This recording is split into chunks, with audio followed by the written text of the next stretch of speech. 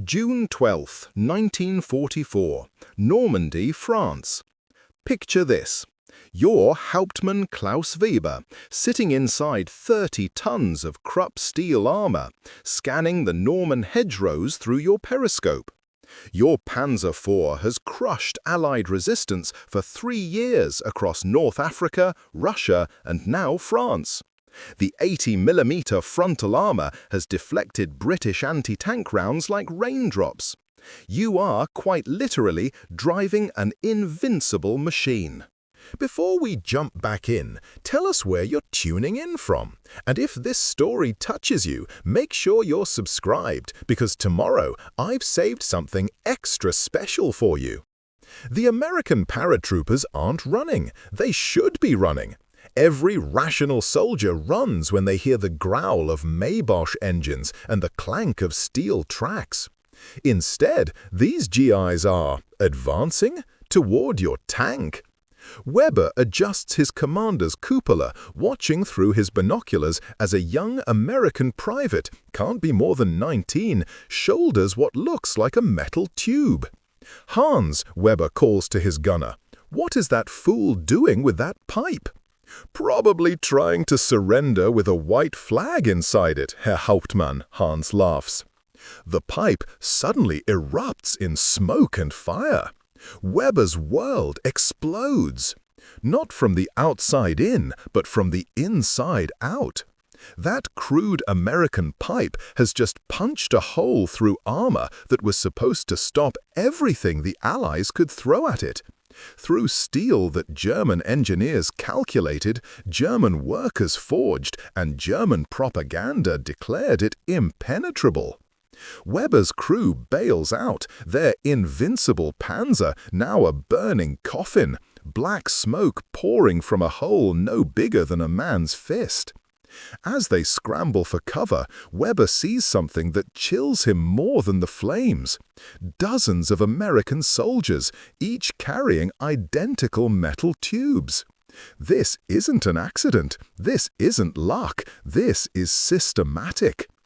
What Weber doesn't know yet, what no German commander knows, is that he's just encountered the M1 Bazooka, a weapon so simple that American factories are producing them at the rate of 10,000 per month. While Germany perfects individual masterpieces of engineering, America has democratized tank-killing capability. But here's what haunts military historians to this day. The bazooka wasn't supposed to work against German armor. American engineers designed it to penetrate 3 to 4 inches of steel. The Panzer IV's frontal armor was over 3 inches thick. Mathematically, it should have failed. So, why didn't it? The answer reveals something profound about 2 completely different philosophies of war and life itself. The Germans built tanks like cathedrals, perfect, beautiful, engineered to last centuries. Every rivet placed with precision, every steel plate forged to exacting standards, every mechanical system designed by masters of their craft. The Americans built weapons like hammers, crude, functional, designed to do one job well enough, often enough, to get the job done. Weber, now a prisoner of war in Camp Shelby, Mississippi, would spend the next 2 years witnessing something that shattered everything he believed about superiority, technology, and victory. He watched American factories produce Sherman tanks like sausages from a machine. He saw 18-year-old farm boys from Iowa learning to operate bazookas in 2 hours, weapons that could kill his masterpiece Panzer with a single shot. But the real shock came when he realized the Americans had given these tank-killing weapons to everyone. Not just elite Panzerjäger units like Germany's tank hunters, not just specially trained anti-tank crews. Every single infantry squad, every single one, carried the power to destroy his armored cathedral. In his prison camp diary, Weber wrote, "We created gods of war. They created war for the common man. Which philosophy wins? The bazooka's secret wasn't better metallurgy or superior engineering. It was shaped charge technology, focusing explosive energy into a narrow jet that could burn through steel like a cutting torch. Simple physics, elegant application, mass production. The Americans had turned tank killing from an art into a science, from a specialist skill into basic infantry equipment. Weber began to understand something terrifying. While Germany spent months building one perfect panzer, America spent the same time building 1,000 imperfect bazookas. And in war, quantity has a quality all its own. This revelation would haunt him for decades.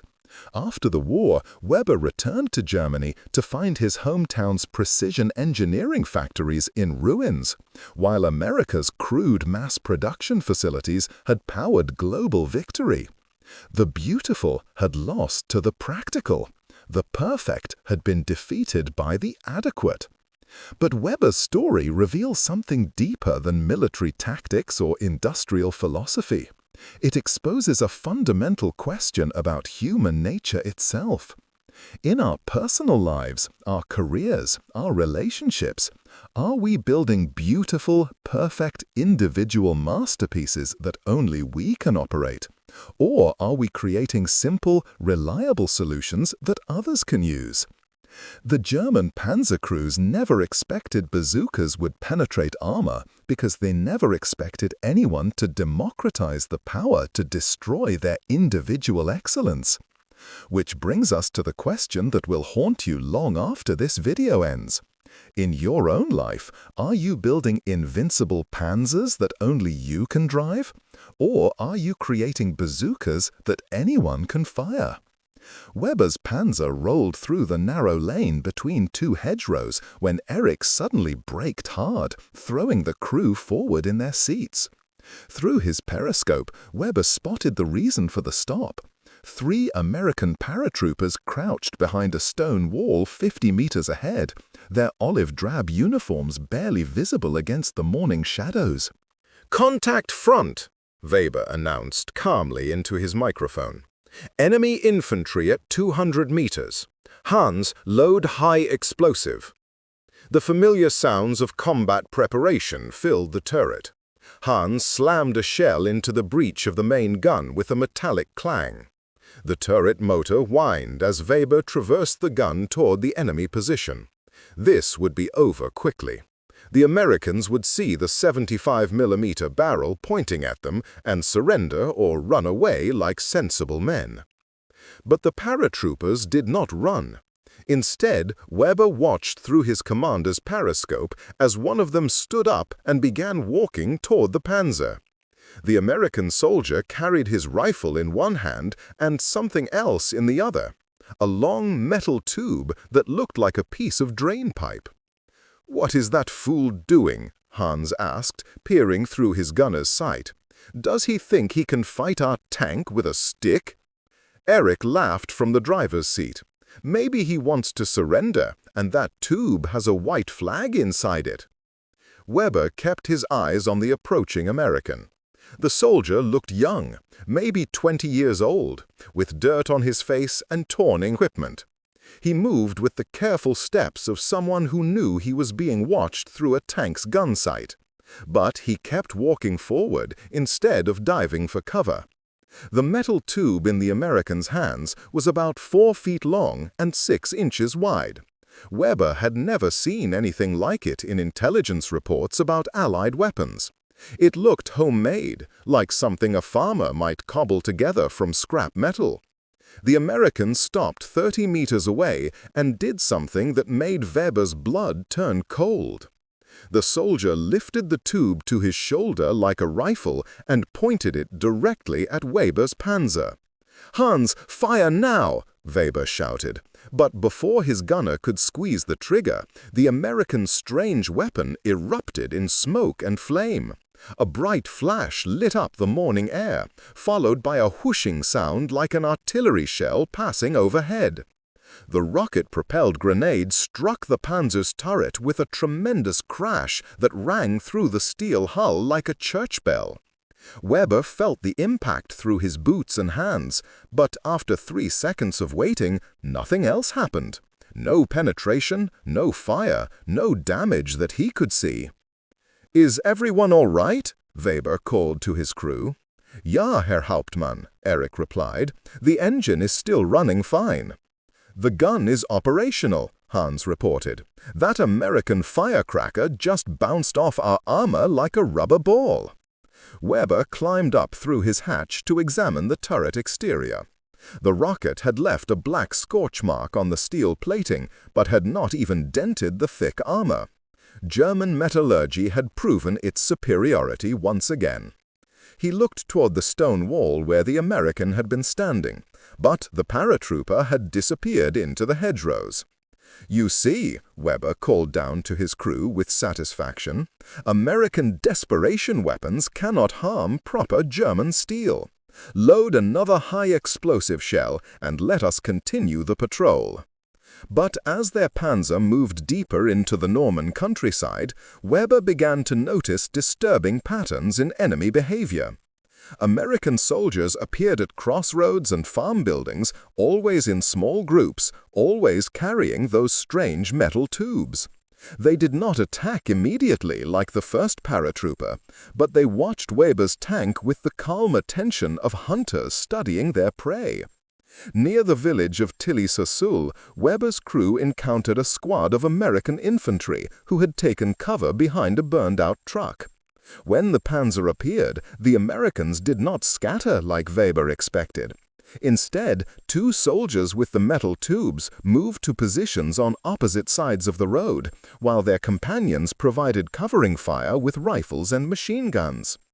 "They are trying to surround us," Hans observed through his periscope. "But what can infantry weapons do against our armor?" Weber was beginning to wonder the same thing. The Americans were acting like they had a real chance of destroying his tank, which was impossible with the weapons he could see. Unless they had something new, something his intelligence officers had not warned him about. The answer came during their approach to a small farming village whose name Weber could not pronounce. His panzer was moving through a narrow street between stone houses when Schulze spotted movement in a second-floor window. An American soldier leaned out with one of the metal tubes across his shoulder, aiming down at the tank from above. Preparing and narrating this story took us a lot of time, so if you are enjoying it, subscribe to our channel. It means a lot to us. Now, back to the story. "Contact upper right," Eric shouted, trying to pivot the panzer's hull to bring their main gun to bear on the building.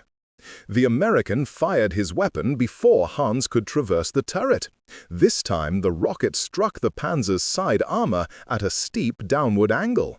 The explosion was smaller than the first hit, but the sound was different.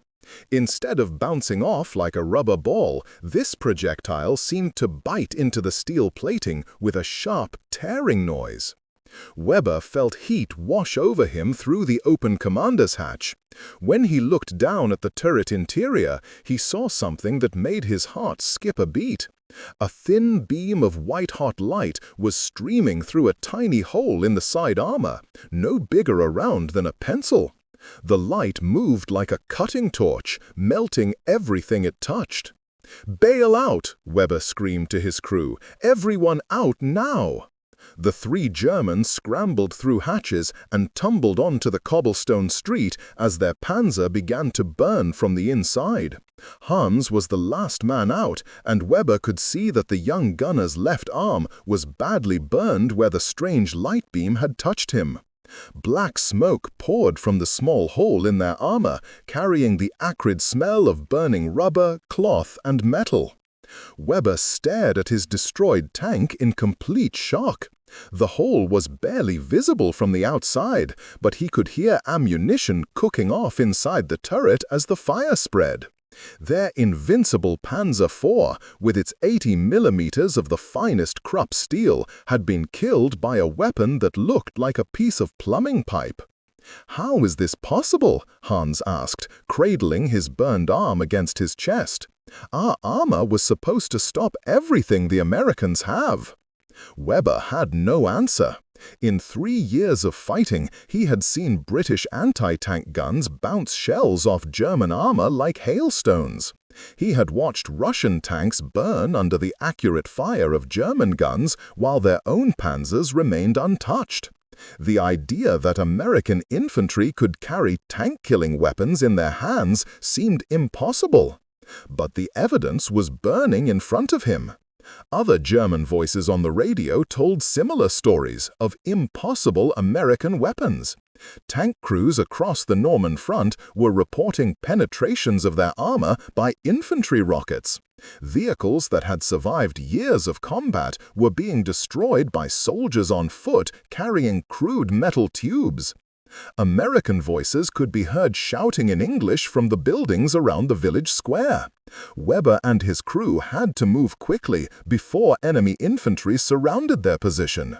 They gathered their personal weapons and began running toward German lines, leaving their burning panzer behind. As they retreated through the French countryside, Weber's mind raced with questions that had no good answers.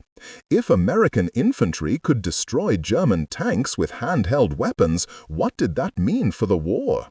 How many of these rocket tubes did the enemy possess? Were they being distributed to every American squad or just to special units? The radio in Weber's belt crackled with reports from other German tank crews.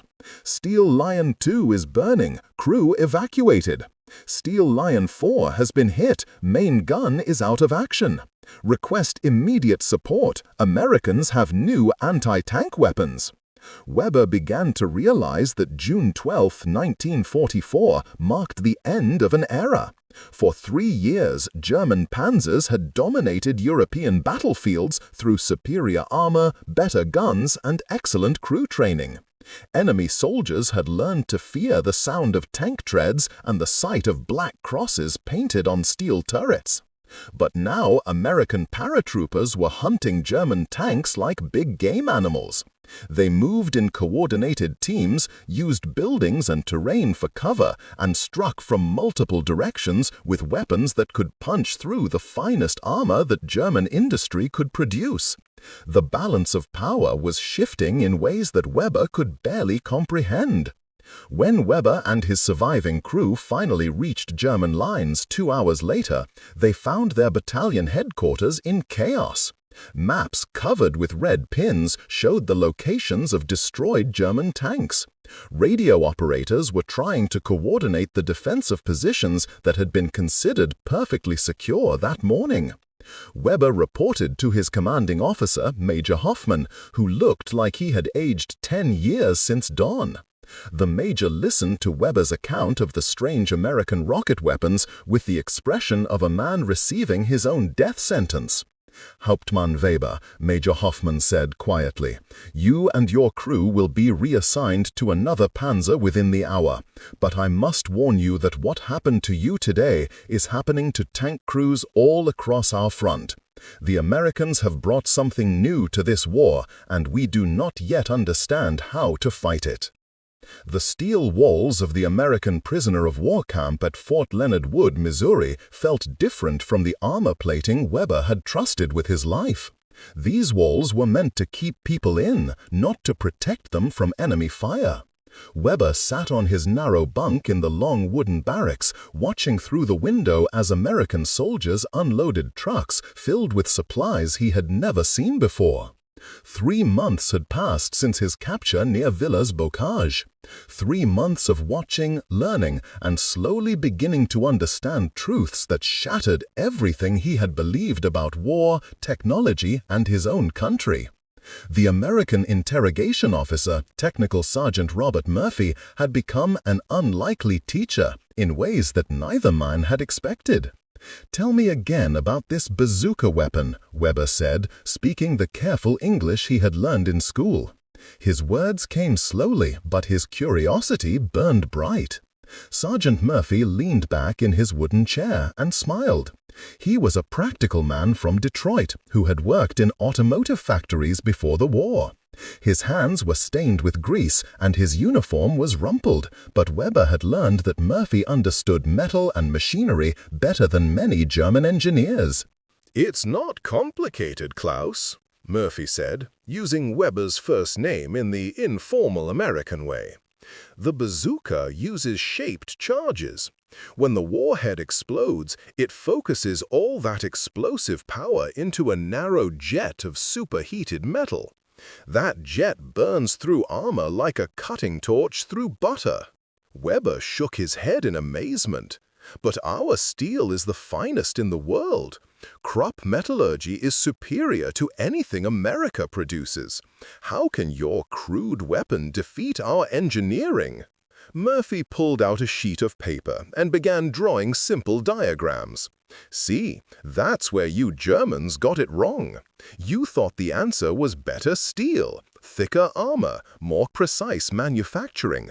But we figured out that the answer was better chemistry and physics." The American sergeant drew a cone shape with lines showing how the explosive force concentrated into a single point. "A shaped charge doesn't care how thick your armor is or how pure your steel might be. It creates temperatures of over 5,000 degrees. At that heat, your beautiful Krupp steel melts like ice cream in summer." Weber studied the drawing with the fascination of a man discovering that everything he thought he knew was wrong. "So, you do not need better tanks to fight better tanks?"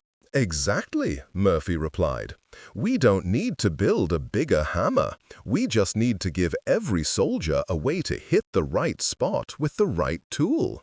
During his weeks in the prison camp, Weber had watched American supply trucks arrive every day with loads that amazed him. Boxes of bazooka rockets stacked like firewood. Hundreds of the metal tubes bundled together like fence posts. American factories were producing these tank-killing weapons the way German bakeries made bread. "How many bazookas does your army have?" Weber asked during another conversation. Murphy shrugged. "Every infantry squad gets at least 2, some get more. We've probably made 50,000 of them, maybe more. Hard to keep count when you're making them that fast." The number hit Weber like a physical blow. 50,000 bazookas meant 50,000 American soldiers could destroy German tanks. In comparison, Germany's entire production of anti-tank guns for the whole year was less than 5,000 weapons. And those guns required trucks to move them, trained crews to operate them, and favorable positions to be effective. Weber began to understand that America had not just created a better weapon, they had created a completely different philosophy of warfare. While Germany built a few perfect machines operated by experts, America built many adequate tools that ordinary soldiers could use. The revelation came during a work assignment at a nearby American aircraft factory. Weber and other German prisoners were allowed to work for wages, and Weber chose to spend his time in the machine shop where components for military equipment were manufactured. What he saw there completed his transformation from believer to student. The factory floor stretched for acres under bright electric lights. Hundreds of workers operated machines that cut, welded, and assembled parts with mechanical precision. But these were not the master craftsmen that Weber expected to find. Many of the workers were women who had never touched industrial equipment before the war. Others were teenagers barely old enough to shave. "How can children and housewives build weapons of war?" Weber asked his work supervisor, an older man named Joe who had managed the factory since 1939. Joe laughed and pointed to the assembly line where bazooka tubes were being welded together. "See, Klaus, we don't need master craftsmen because we designed the process so that anyone can do each step. Break down a complicated job into simple tasks and suddenly everybody's an expert at their piece." Weber watched a 17-year-old girl from Kansas operate a welding machine that joined metal tubes with perfect seams. She had learned the skill in 2 weeks of training. In Germany, becoming a qualified welder required years of apprenticeship under master craftsmen. But surely quality suffers when you use unskilled workers, Weber protested. Does it? Joe replied, picking up a finished bazooka tube from the assembly line. This tube will kill a German tank just as dead as one made by your best crop steelworkers. Maybe it's not as pretty, maybe the welds aren't perfect works of art, but it does the job it was designed for. That evening, in his bunk, Weber wrote in the diary that American guards allowed him to keep. His thoughts flowed onto the pages in German words that tried to capture ideas too big for any single language. "We Germans are like cathedral builders," he wrote. "We spend years creating individual masterpieces that inspire awe and demonstrate our skill. Each tank is a work of art, each component crafted with pride and precision. We build few of them, but they are perfect expressions of our engineering abilities." Weber paused in his writing to look out the window at the American factory complex that never seemed to sleep. Lights blazed through the night shift as workers continued assembling the tools of war with mechanical efficiency. "The Americans are like hammer makers," he continued writing. "They do not care if each individual hammer is beautiful or perfect. They only care that it drives nails effectively and that they can make enough hammers for every worker who needs one. They have realized something that we missed completely." The breakthrough in Weber's understanding came during a conversation with Murphy about industrial philosophy. The American sergeant had brought technical manuals that showed how bazookas were designed for mass production from the very beginning. "Your engineers start with the question, how can we make the best possible weapon?" Murphy explained. "Our engineers start with the question, how can we make a weapon that's good enough and easy to produce?" Weber studied the bazooka schematic with new eyes. The weapon used simple steel tubing, basic electrical systems, and shaped charge warheads that could be manufactured by workers with minimal training. Every component was designed to be made quickly, cheaply, and in enormous quantities. "So you sacrifice individual perfection for mass effectiveness?" Weber asked. "Think about it this way," Murphy replied. "Would you rather fight one perfect German tank with one perfect German anti-tank gun, or would you rather fight that same tank with 50 bazookas carried by 50 different soldiers attacking from 50 different directions?" The answer was obvious, and it terrified Weber to his core. German military doctrine assumed that superior individual weapons would triumph over inferior numbers. But the Americans had created weapons that were individually adequate and collectively overwhelming. Weber realized that this philosophy extended far beyond military equipment. American factories produced everything the same way. Sherman tanks rolled off assembly lines like automobiles. Transport trucks were built with interchangeable parts that any mechanic could replace. Even American soldiers were trained using standardized methods that created competent fighters quickly rather than elite specialists slowly. "We built gods of war," Weber wrote in his diary that night. "Beautiful, powerful, individual expressions of German superiority. But the Americans understood something we missed. In war, many ordinary hammers will always defeat few perfect swords, no matter how sharp those swords might be." The final piece of Weber's transformation came when he calculated the numbers. Germany could produce perhaps 100 Panzer tanks per month using all of its steel, skilled workers, and factory capacity. America could produce 500 bazookas per day using the same resources, and each bazooka could destroy a panzer. Weber closed his diary and lay back on his bunk, staring at the ceiling of the American prisoner barracks. Outside, he could hear the night shift workers continuing their endless production of adequate weapons for ordinary soldiers.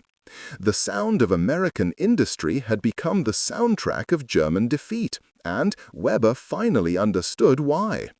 They had not been beaten by superior technology or better soldiers.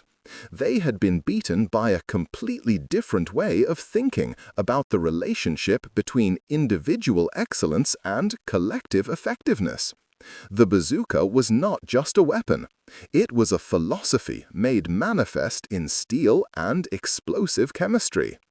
The train whistle echoed across the rubble-filled landscape as Weber pressed his face against the grimy window of the passenger car. 3 years had passed since his release from the American prisoner camp, and now he was finally returning to Cologne, the city where he had been born 32 years ago. But the Cologne that came into view through the train window was not the city he remembered. Where the great cathedral had once stood, surrounded by bustling streets and proud buildings, Weber now saw acres of broken stone and twisted metal. American and British bombers had visited his hometown many times during the war, and their precision-built explosives had done to German cities what bazookas had done to German tanks. They had reduced architectural masterpieces to piles of meaningless debris. Weber carried everything he owned in a single canvas bag that the Americans had given him upon his release. Inside were his prison camp work clothes, a few technical manuals he had been allowed to keep, and his diary filled with 3 years of thoughts about the difference between perfection and effectiveness.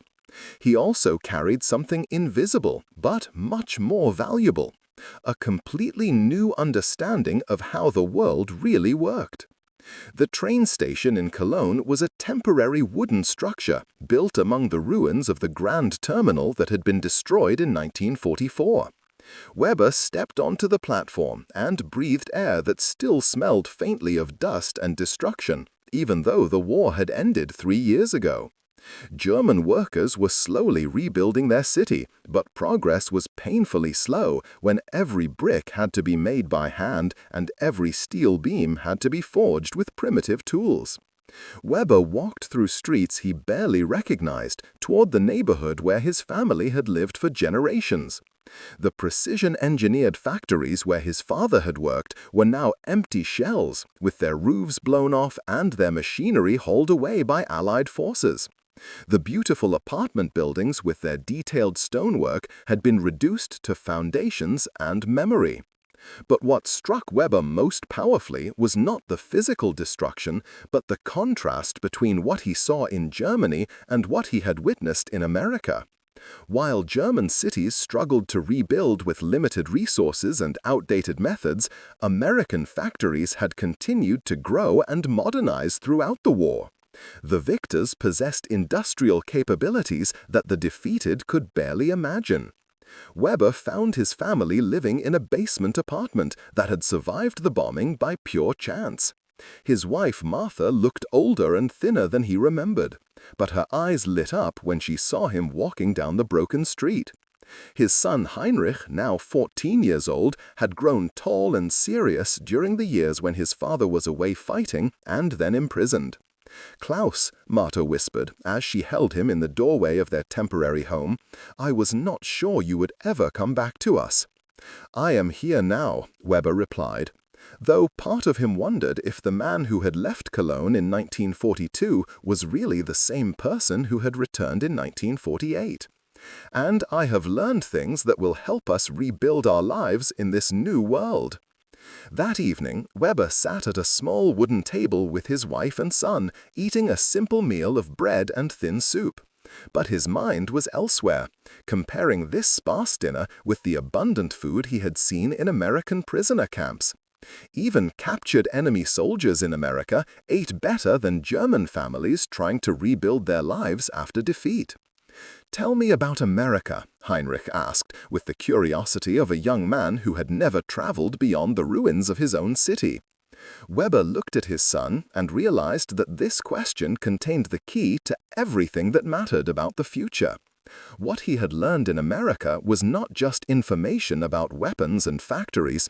It was a completely different way of understanding the relationship between individual excellence and collective effectiveness.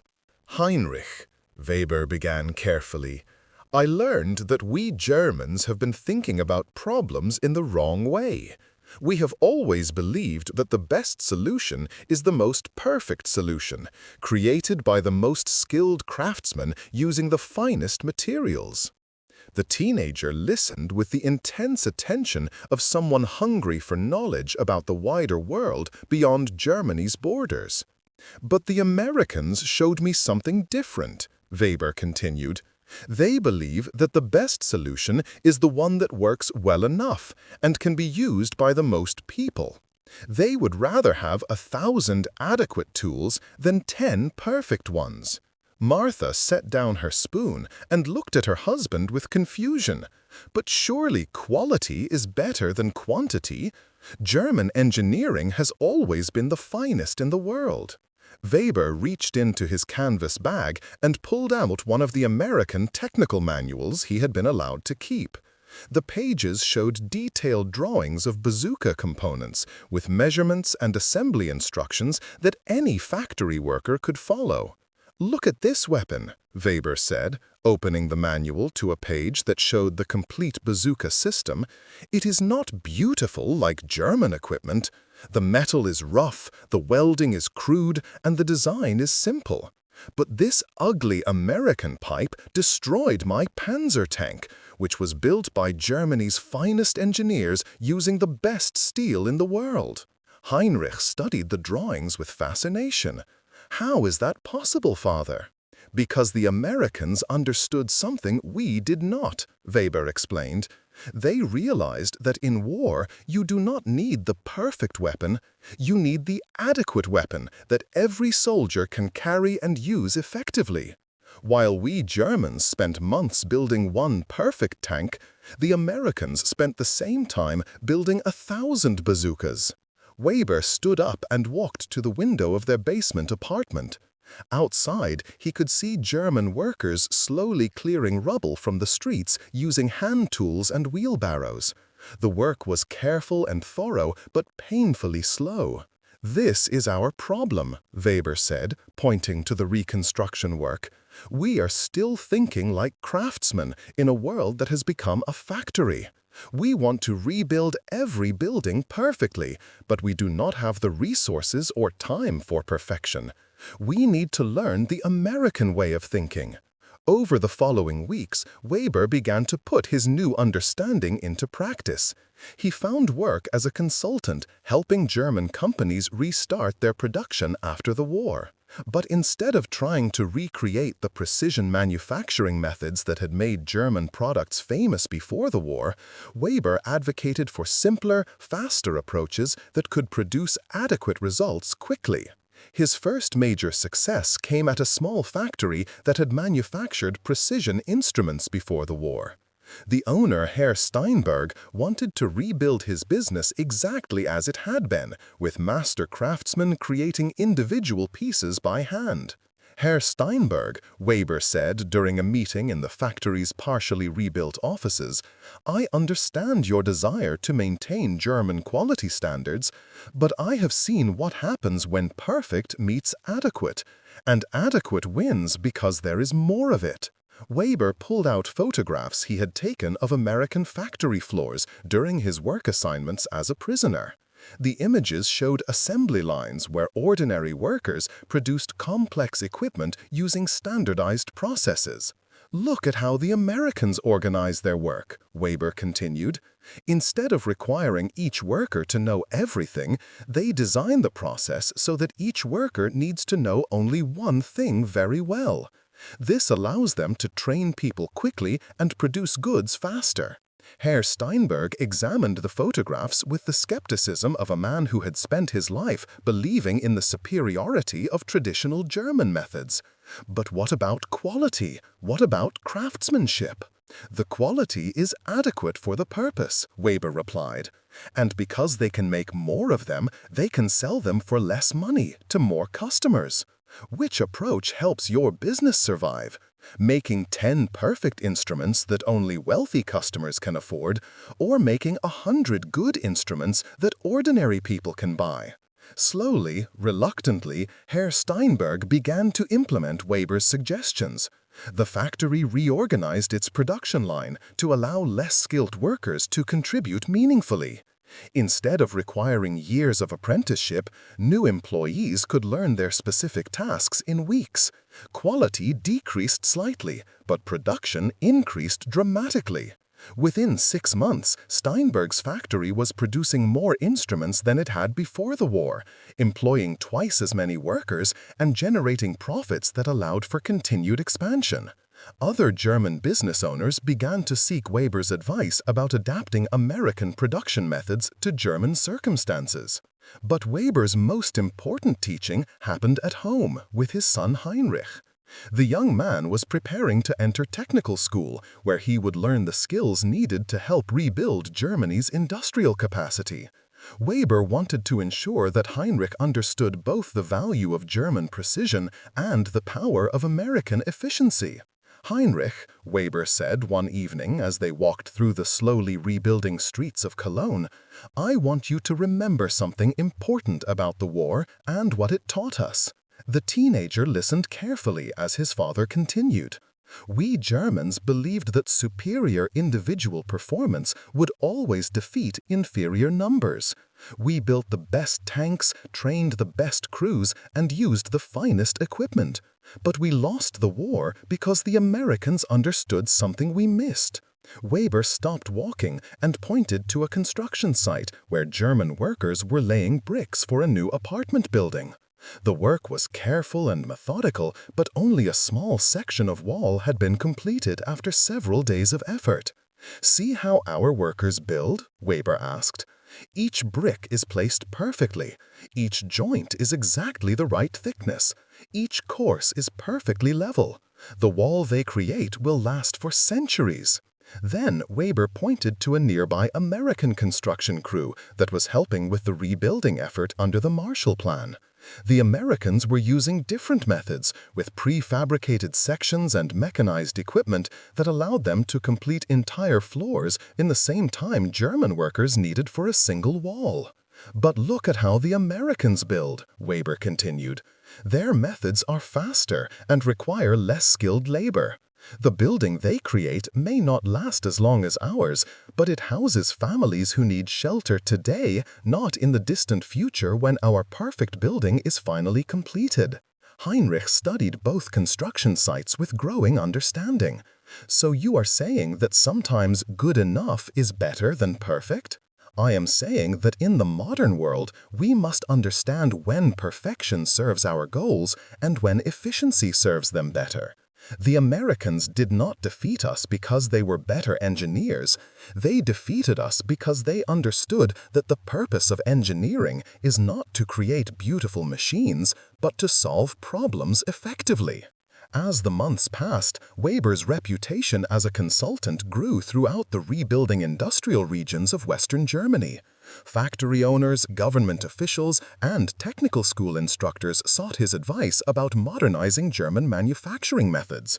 Weber found himself in the unusual position of teaching German engineers to think more like Americans. During one lecture at the Cologne Technical Institute, Weber stood before a room full of students who would become the next generation of German industrial leaders. These young men had grown up during the war years, and they understood that the old ways of thinking had led to defeat and destruction. "Gentlemen," Weber began, "I want to tell you about the day my Panzer tank was destroyed by an American bazooka.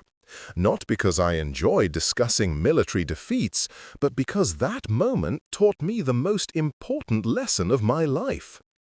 The students listened with rapt attention as Weber described the technical details of shaped charge technology and the industrial philosophy that made bazookas possible.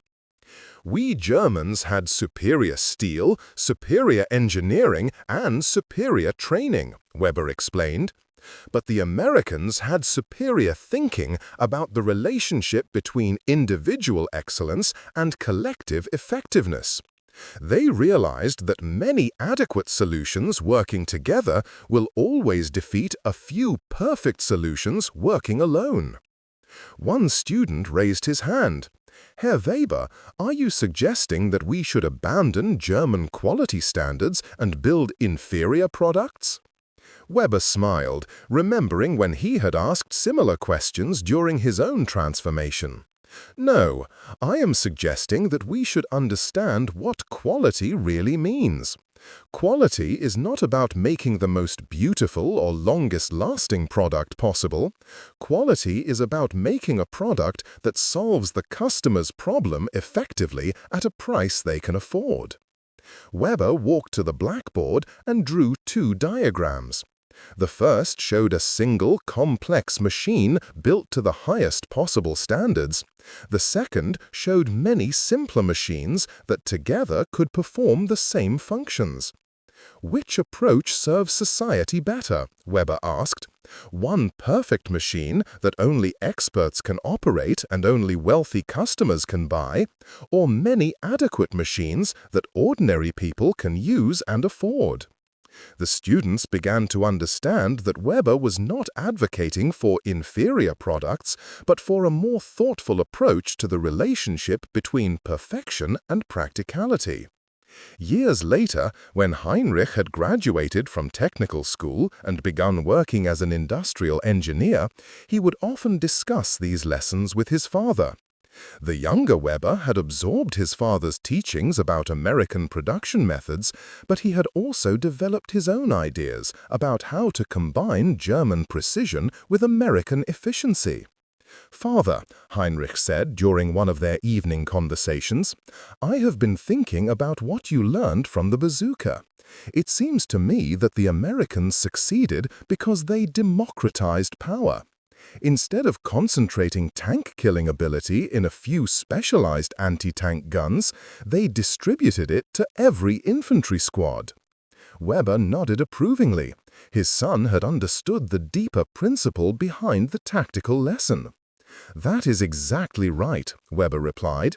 "The Americans realized that in the modern world, widely distributed adequate capability, narrowly concentrated superior capability. This applies not just to military weapons, but to education, manufacturing, and social organization." Heinrich had been working on designs for new manufacturing equipment that incorporated both German precision and American efficiency. "Father," Heinrich said during one of their evening conversations, "I have been thinking about what you learned from the bazooka. It seems to me that the Americans succeeded because they democratized power. Instead of concentrating tank-killing ability in a few specialized anti-tank guns, they distributed it to every infantry squad." Weber nodded approvingly. His son had understood the deeper principle behind the tactical lesson. "That is exactly right," Weber replied. "The Americans realized that in the modern world, widely distributed adequate capability, narrowly concentrated superior capability. This applies not just to military weapons, but to education, manufacturing, and social organization." Heinrich had been working on designs for new manufacturing equipment that incorporated both German precision and American efficiency. His goal was to create machines that could produce high-quality goods quickly and efficiently, using workers with moderate skill levels rather than requiring master craftsmen. "I want to build machines that make quality accessible to everyone, not by lowering standards, but by making it easier for ordinary people to achieve good results." Weber looked at his son's drawings and felt a deep satisfaction that went beyond personal pride. Heinrich represented the future of Germany, a generation that had learned from defeat without being crushed by it, that could appreciate both German craftsmanship and American practicality, and that understood how to combine the best aspects of both approaches. "Heinrich," Weber said quietly, "what you are describing is the real lesson of the bazooka. It was not just a weapon that could destroy tanks. It was a philosophy that said ordinary people, given adequate tools and proper training, can accomplish extraordinary things." The conversation continued late into the evening, father and son discussing the technical and philosophical implications of what Weber had learned during his years as a prisoner of war. They talked about the importance of designing systems that empower users rather than requiring experts, about the value of standardization in making complex capabilities widely available, and about the need to balance individual excellence with collective effectiveness. As Weber prepared for bed that night, he reflected on the strange journey that had brought him from the commander's hatch of a burning Panzer to his current role as an advocate for industrial democracy. The bazooka had taught him that the future belonged not to those who built the strongest fortresses, but to those who armed every citizen with the tools to breach them. He had learned that true engineering excellence was not about creating individual masterpieces that only experts could appreciate. It was about creating adequate solutions that ordinary people could use to solve their own problems. The Americans had understood this principle and used it to defeat what many considered the finest military machine in history. Now Weber's mission was to help Germany rebuild using this same principle, creating industries and institutions that served not just the elite few who could afford perfection, but the many citizens who need practical solutions to everyday problems. The bazooka had been more than a weapon. It had been a teacher that showed Weber the difference between building cathedrals and building hammers, and why the future will always belong to those who chose hammers wisely used by many over cathedrals admired by few. Up next, you've got two more standout stories right on your screen. If this one hits the mark, you won't want to pass these up. Just click and check them out. And don't forget to subscribe and turn on the notification bell so you don't miss any upload from us.